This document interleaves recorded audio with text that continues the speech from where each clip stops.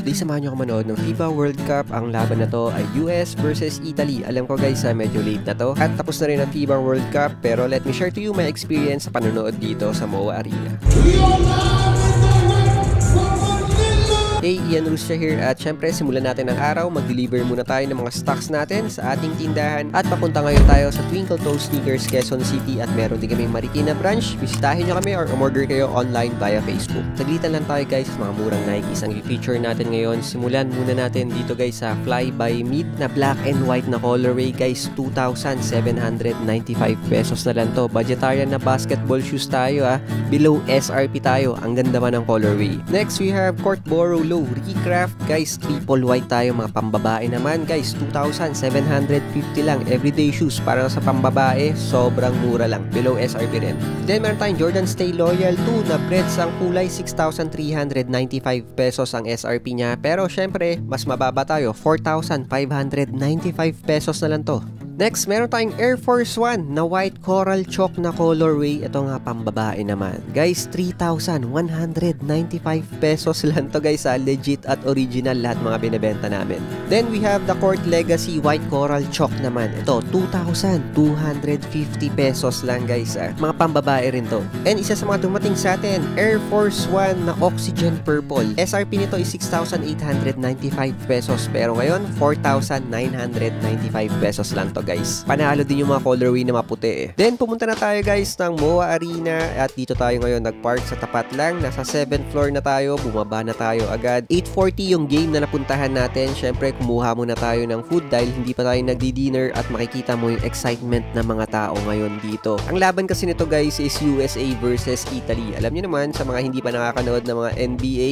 So parang nanood ka na rin ng NBA dito kasi Team USA to At ang pinagkakaguluhan syempre lahat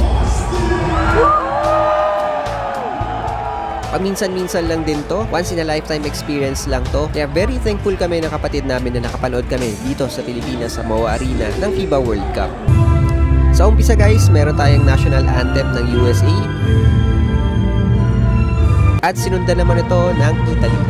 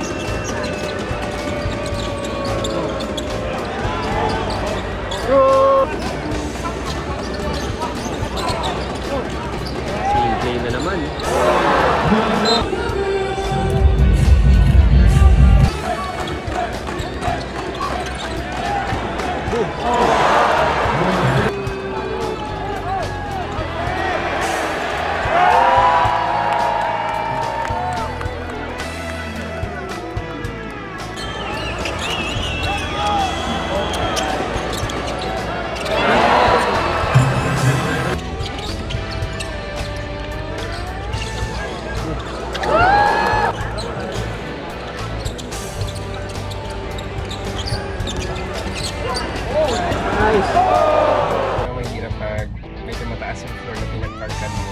7th floor yung pinagparkan natin guys. Nasa 5th floor pa lang tayo. So naman na tayo, mga 15 minutes na. Pero iba, it's all good naman. Nakakatawa lang. Kasama yan sa mga events na pinupunta natin.